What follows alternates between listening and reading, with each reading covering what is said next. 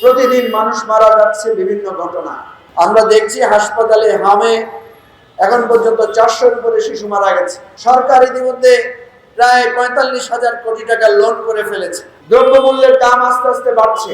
3 মাসে যদি এই অবস্থা হয়, আগামী 6 মাসে কি অবস্থা হবে? হ্যাঁ, সরকার যদি আমাদেরকে বলে যে এখন একটু বাড়ছে, পরে একটু কমবে, সরকার যদি বলে আমরা আস্তে আস্তে চাঁদাবাজদের বিরুদ্ধে ব্যবস্থা নিচ্ছি, গ্রেফতার করছি, তাইলে অন্তত আমরা আশা রাখতে পারতাম, একটু ভরসা রাখতে পারতাম।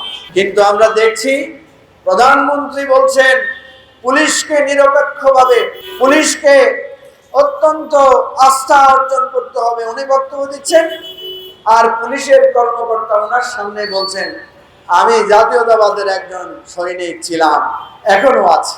জুলাই অভ্যুত্থানের পরে শেখ হাসিনার ফেসিবাদের বদলে যদি অন্য কোনো দল বা ব্যক্তির ফেসিবাদ কায়েম হয়, এই জন্য কি আমরা লড়াই করেছি, সংগ্রাম করেছি, জীবন দিয়েছে আমাদের ভাইয়েরা, আমাদের বোনেরা, আমাদের মায়েরা, তাদের বুককে এই জন্য খালি হয়েছে যে পুলিশ আগে আওয়ামী লীগের পুলিশ ছিল, এখন সবাই বিএনপির পুলিশ হয়ে যাবে, এই জন্য কি আমরা রক্ত দিয়েছি। আগে চাঁদাবাজেরা ছিল ছাত্রলীগের, এখন সব চাঁদাবাজেরা বিএনপির বা ছাত্র দলের, এই জন্য কি আমরা জীবন দিয়েছি। আগে সবাই জয় বাংলা বলে স্লোগান দিত, জয় বাংলা বলে স্লোগান দিয়ে মানুষের বাড়িঘর লুটপাট করত, মানুষ হত্যা করত, আবরার ফাহাদের মতো মেধাবী ছাত্রদেরকে হত্যা করত। আর এখন জাতীয়তাবাদের স্লোগান দিয়ে থানার ভিতরে ঢুকে ছাত্রদেরকে মারে, পুলিশ কোনো ব্যবস্থা নেয় না, এই জন্য কি আমরা রক্ত দিয়েছি। প্রিয় ভাই ও বন্ধুগণ, সেজন্য আমরা বলছি যে আইন শৃঙ্খলা পরিস্থিতি রক্ষা করার জন্য, আইন শৃঙ্খলা পরিস্থিতি ভালো করার জন্য সরকারকে কঠোর এবং দৃঢ় পদক্ষেপ নিতে হবে।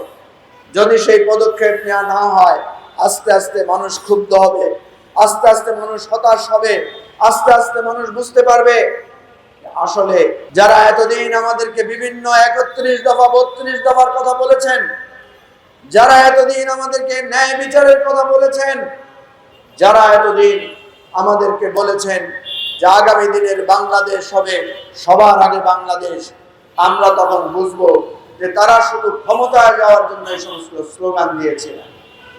সুতরাং আমাদের স্পষ্ট দাবি, বাজার থেকে চাঁদাবাজদেরকে তুলে নেন, থানার ভেতরে যারা দলের নাম ভাঙিয়ে দালালি করছে তাদেরকে গ্রেফতার করেন, যারা সচিবালয়ে তদবির করে দলের নামে বিভিন্নভাবে পোস্টিং করছে এদের বিরুদ্ধে ব্যবস্থা নেন।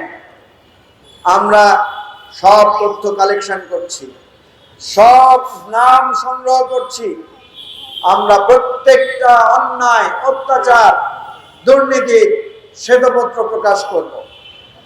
কে কোথায় কিভাবে আইন শৃঙ্খলা রক্ষার বিরুদ্ধে ভূমিকা রাখছেন, কারা পুলিশের মধ্যে দুর্নীতি চালু করছেন, কারা সচিবালয়ে আবার দুর্নীতির লক্ষ লক্ষ কোটি কোটি টাকার বাণিজ্য শুরু করছেন, আমরা সব খবর আস্তে আস্তে সংগ্রহ করছি।